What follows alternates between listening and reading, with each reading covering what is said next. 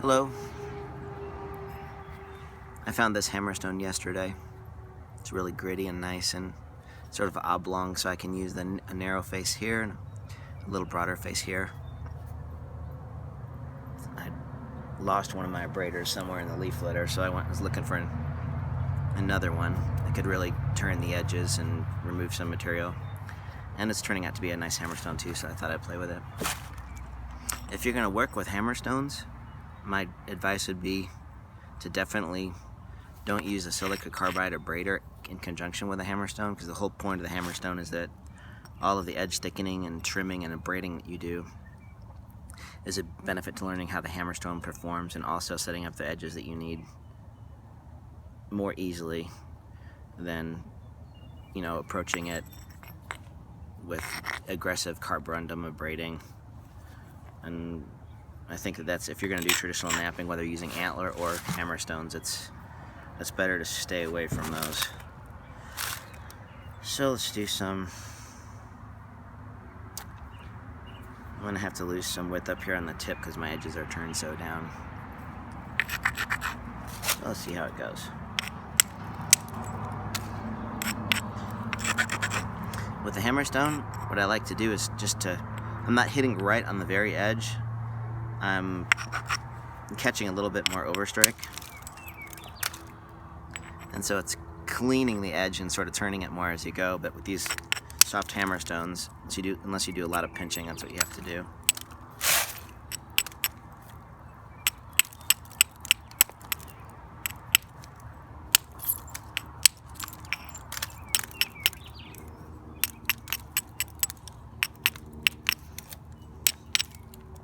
I've got a little seam right here, and I've got a little crack right there, but it should chip out fine. And I've got a little one there too. So sometimes don't be afraid to really turn your edge back and dull it.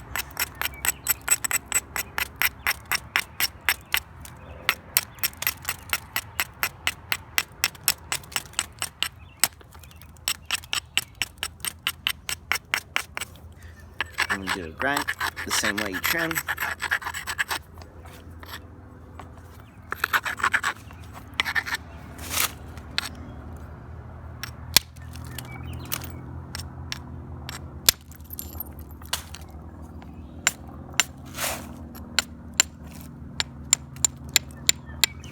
Cleaning up the deltas in between. You can see how soft that hammerstone is. It's nice.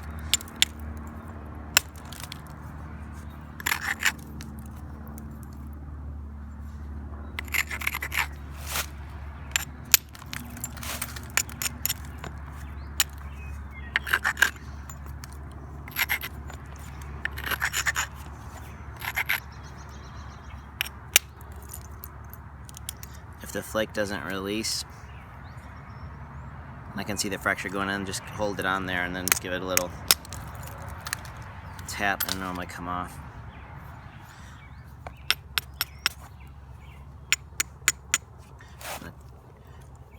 Trim down this tip a little bit.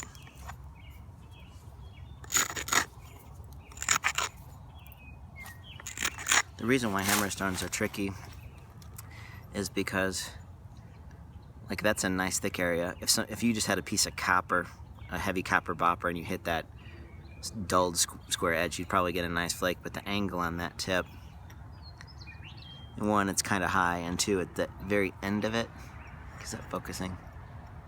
The very end of it is not set up at the right angle. And sometimes it's tricky to braid those angles, so you have to do these little tiny flakes.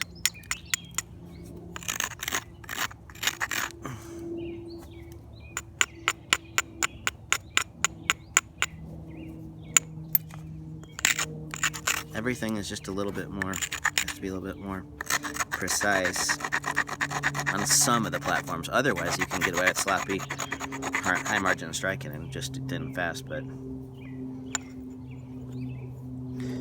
the pinch though, just a little crack we clean down through our tip.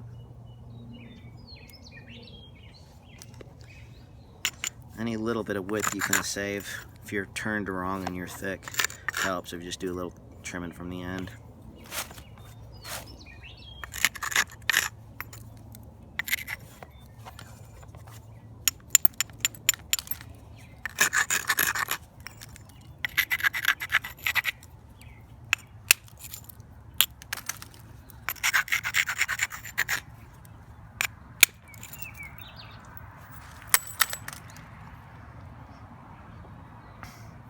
Couple little seams going down through there, so we'll try to clean those.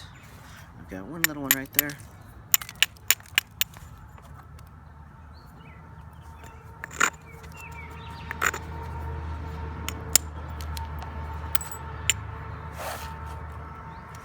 Let's step back a little bit, sorry.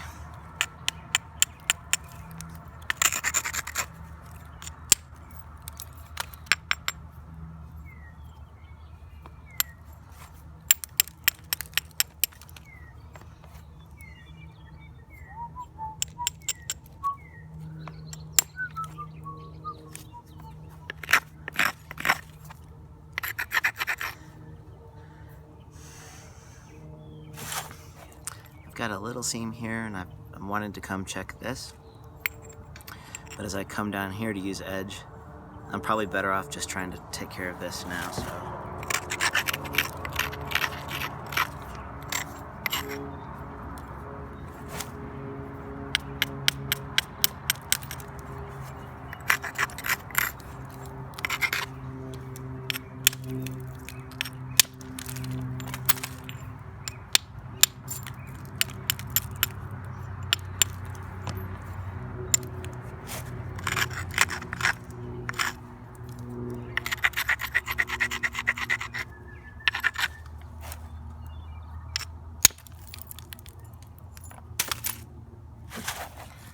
there's a tiny little seam right there too. This is not a great rock to be demoing on, but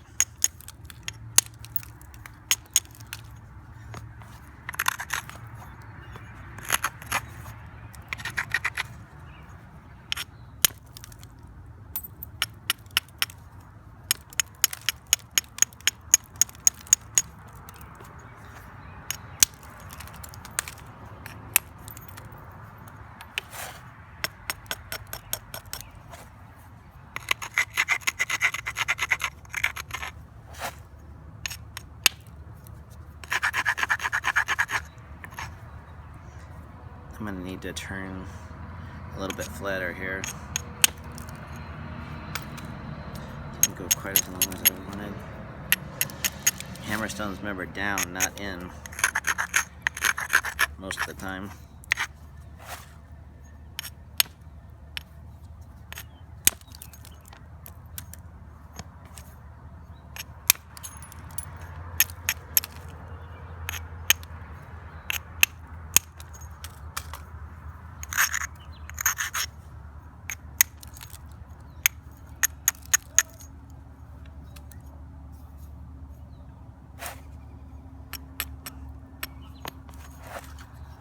I quit everything but hammerstones years ago for like a year, and it took me a while to get rid of my antler, my arcing antler approach to the edge.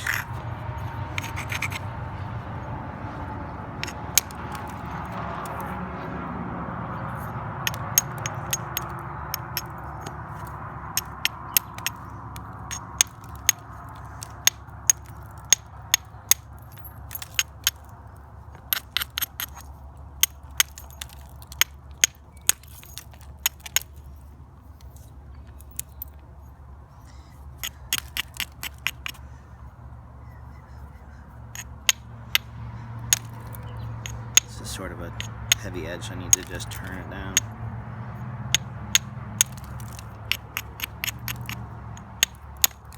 There. There.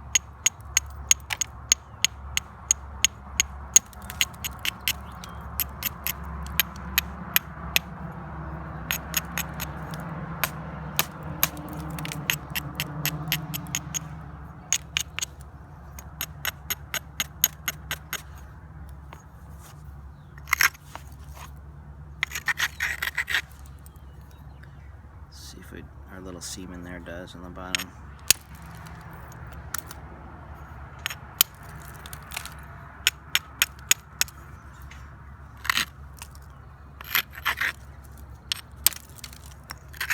Sometimes you have to braid even before you do the little trimming flakes.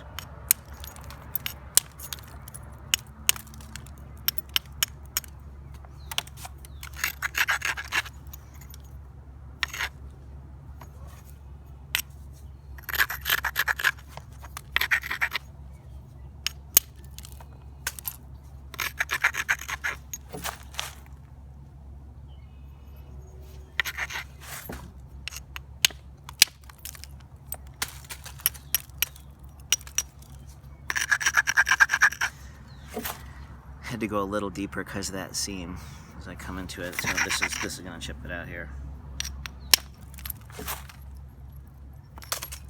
It's still in there a little bit, but gotta be able to get underneath that.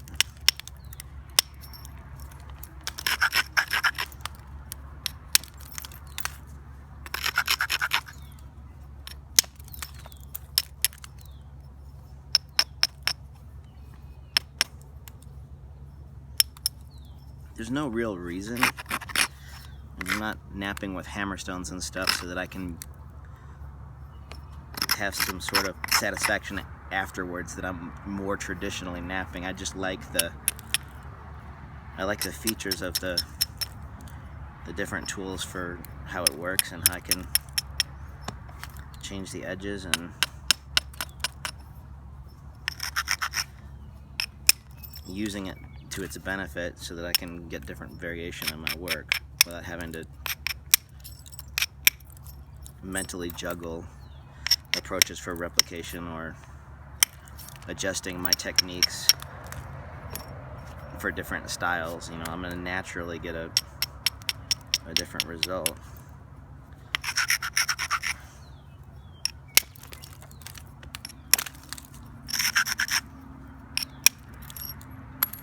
And then, you know, after I become successful at using that tool, it can be applicable into different situations. If I wanted to get in the weeds serious and scholarly on stuff.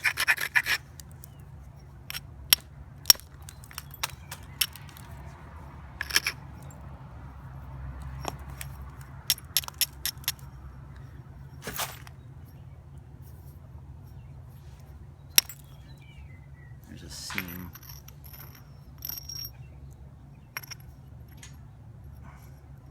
I still have my little seam there. And I have to decide if I want to lose width or length and what type I want. Because there's some torques and some...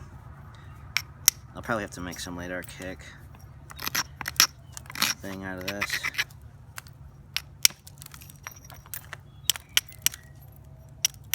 But maybe I'll just punch a Graham Cave.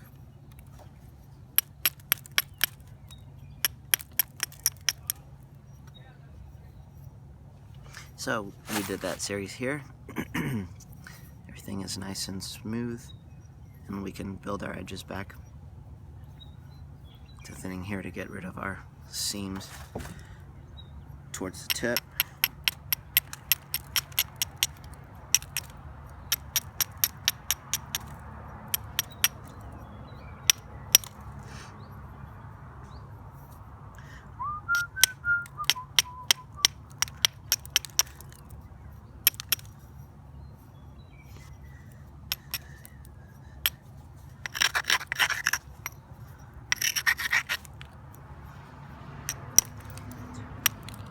Start off a little smoother and shorter, and then we'll get more aggressive as we work down. Might turn to a narrower facet here.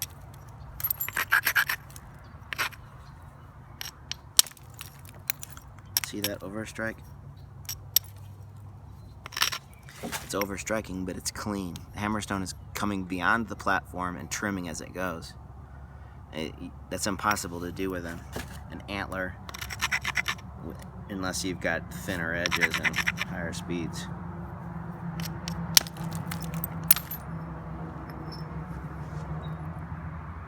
We're working into our mass up here.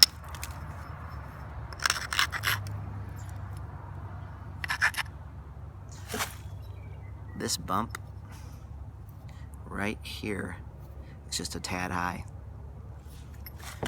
You can squeeze, but you might collapse your edge.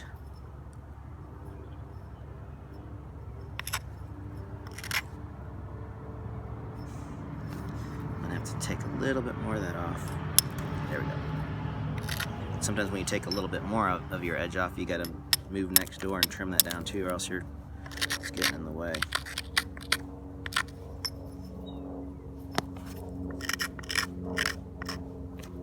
Sometimes you need a harder abrader. There we go. That soft platform just sometimes won't turn that edge.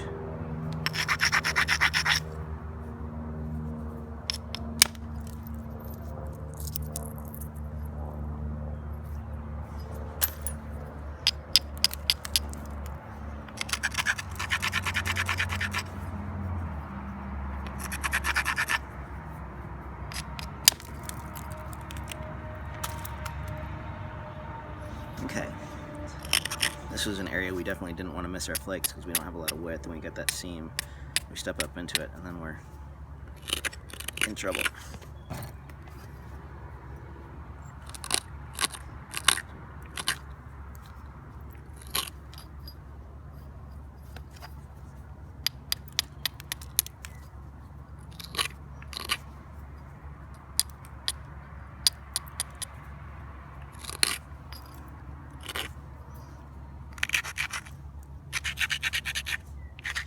A good practice is going to be if you're using hammerstones and you're wanting to take deliberate flakes and thin preforms in a controlled manner, is to try to limit your major strikes, right? If you're working with an undermass hammerstone and you're striking higher and you're just sort of not getting predictable flakes, but just, you know, working, you know, just chasing the preform down to a width where the preform is in line with the hammerstone, then you're going to end up just doing a lot of unnecessary flint napping. So you want to, for a larger preform, that's why these narrow facets on these heavier hammerstones work well, is you're not pecking away at having to hit perfect angles with the smaller hammerstones, because the hammerstones can get a lot of shattering if you do it that way. There, finally.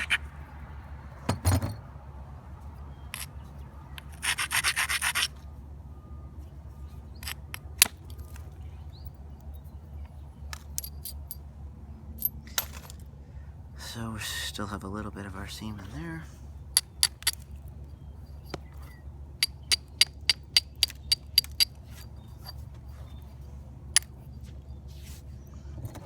If you're saying, well, I could have made that preform with my copper bopper in about 3 minutes. Well, one, it wouldn't look quite like this, and two, I could too. I'm not trying to be an assembly line here, or else I'd get sick of napping.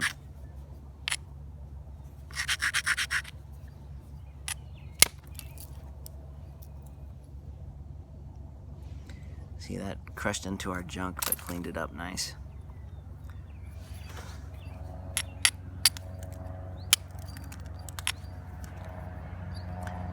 So, we're in good order. Let's do a little bit of work down here and then do a couple flakes there, and then we'll be done with this tool.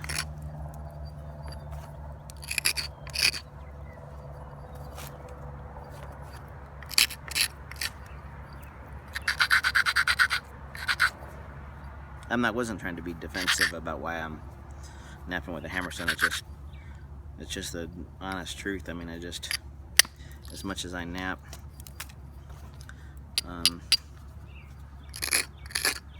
it's my work. I don't, when I nap with one tool too much, I get some standardization in my work, and I don't like it.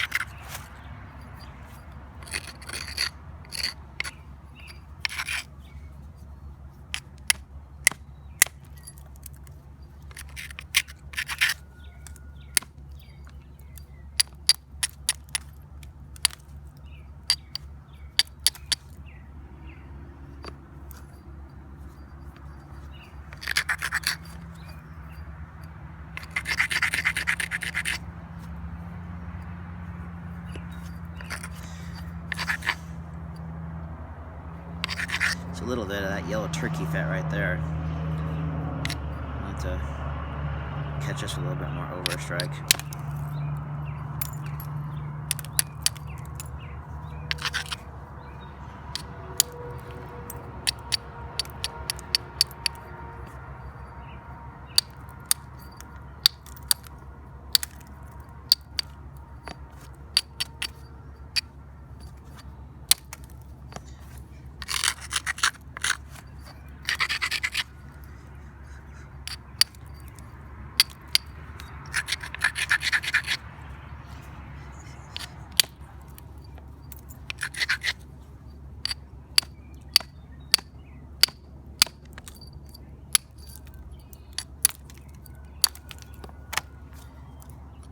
Grind this down. Lateral grind.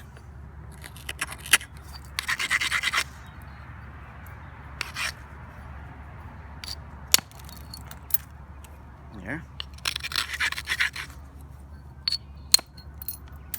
Beautiful. Very nice.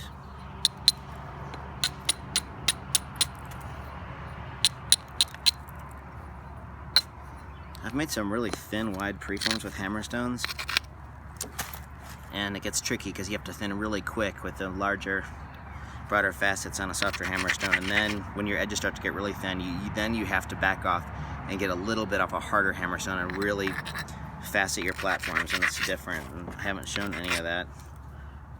I should do that sometime.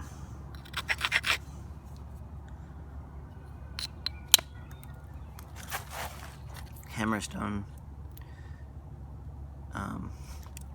flakes will be a little bit different. You need a sample of them before you can see the subtle differences in the little roundish cone in the end. So let's stop here. It's 20 some minutes.